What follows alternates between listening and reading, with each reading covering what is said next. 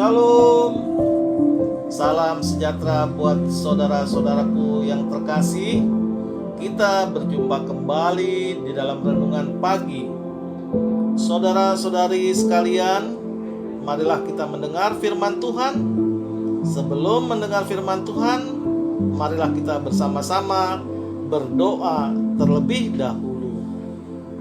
Bapa kami yang di surga, Bapa yang kami kenal di dalam nama Tuhan Yesus, kami mengucapkan terima kasih atas berkat dan kasih sayang Tuhan di pagi hari ini. Dan boleh kami bangun di pagi hari ini di dalam kondisi sehat jasmani dan rohani kami. Tuhan yang baik, kami mau mendengar firman-Mu di pagi hari ini. Bukakan hati pikiran kami agar kami mengerti isi firman Tuhan dan melakukannya.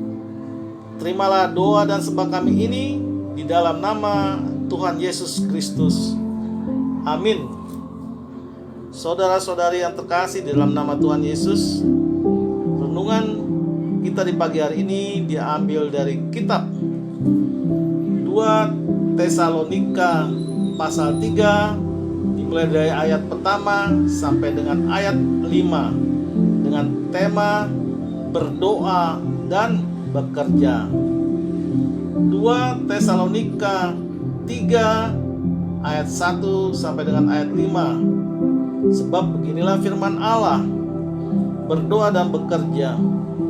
Selanjutnya, saudara-saudara, berdoalah untuk kami supaya firman Tuhan beroleh kemajuan dan dimuliakan sama seperti yang telah terjadi di antara kamu, dan supaya kami terlepas dari para pengacau dan orang-orang jahat, sebab bukan semua orang beroleh iman.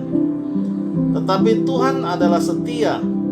Ia akan menguatkan hatimu dan memelihara kamu terhadap yang jahat. Dan kami percaya dalam Tuhan bahwa apa yang kami pesankan kepadamu, kamu lakukan dan akan kamu lakukan. Kiranya Tuhan tetap menunjukkan hatimu kepada kasih Allah dan kepada ketabahan Kristus. Demikianlah pembacaan firman Tuhan. Teks ini merupakan suatu ajakan Paulus kepada jemaat di Tesalonika, mendukung satu dengan yang lainnya.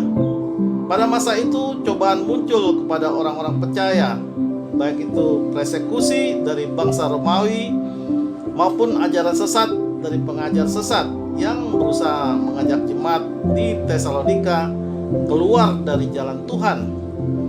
Hal inilah yang dihadapi orang-orang Tesalonika pada masa itu.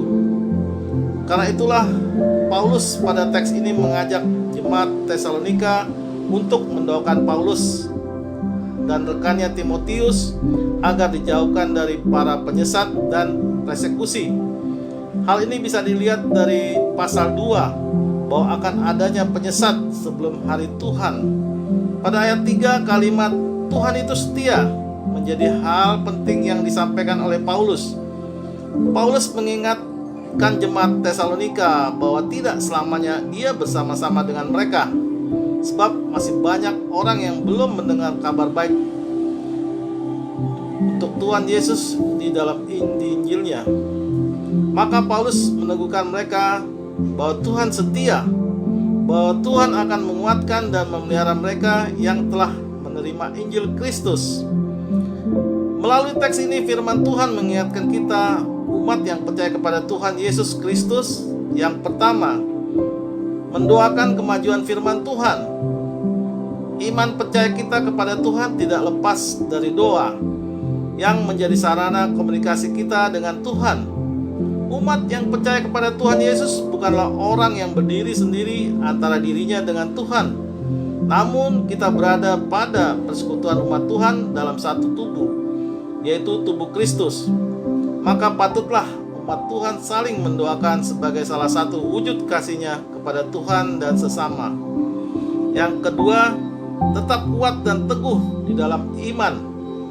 Tantangan tidak hanya terjadi pada misi pekabaran Injil, tetapi Paulus menyadari tantangan yang akan dihadapi umat yang telah percaya. Benih itu tidak hanya ditabur, tetapi setelah tumbuh harus juga dirawat dan dipelihara hingga menghasilkan buah. Maka jemaat Tesalonika yang telah bertumbuh dalam iman kepada Tuhan Yesus harus juga dipelihara.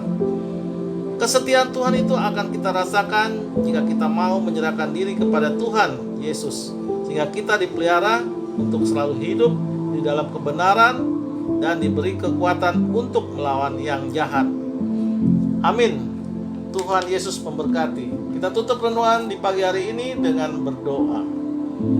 Terima kasih Tuhan atas firman-Mu di pagi hari ini. Ajari kami ya Tuhan agar kami selalu setia dan selalu percaya kepadamu di dalam kami menjalani kehidupan kami dan aktivitas kami sepanjang hari ini. Dengarlah doa dan sembah kami ini di dalam nama Tuhan Yesus Kristus. Amin. Saudara-saudaraku yang terkasih, marilah kita selalu mengucapkan syukur di dalam hidup ini, dan kita percaya renungan pagi hari ini menjadi sumber berkat dan sumber kasih untuk kita. Shalom.